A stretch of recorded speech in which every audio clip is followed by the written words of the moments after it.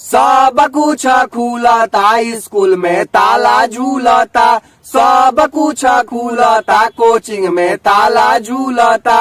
गइल पढ़ाई तेल हांडा में, लइका लिख न पढ़सन ठंडा में। जाए नीतीश चाचा नाश कई दिहल, एजुकेशन सिस्टम में बड़का बांस कई दिहल।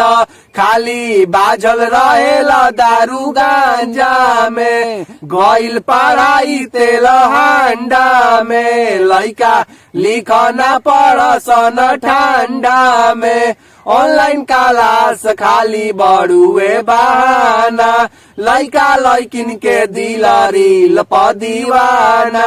अब ना फरक बा लइकन या लवांडा में, गइल पढ़ाई तेल हांडा में। लइका लिख न पढ़सन ठंडा में।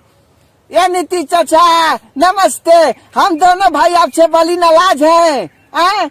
आपके बिहार में बड़ी स्थिति खराब है। आप खाली शराब पे और शराबियों पे ध्यान दे रहे हैं, शिक्षा रोजगार पे तो ध्यान नहीं है आपका।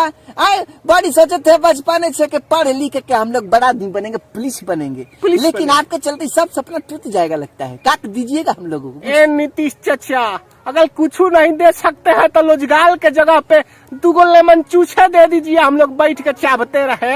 हमको डेयरी मिल्क वाला दीजिएगा, वो हमको अच्छा लगता है। रोजगार तो आप दीजिएगा नहीं, आपके बस का है ये नहीं है। खाली शराबियों के चक्कर में रहते हैं। हम बच्चों पर ध्यान नहीं दीजिएगा महाराज, बड़ी पाप लगेगा बच्चों पे आपका। जान लीजिए ना, हम मम्मी पापा से कह दिए हैं कि अगला बार इनको वोट नहीं देना है, नहीं देना, ठेंगा देना है। ठेंगा। I hate you.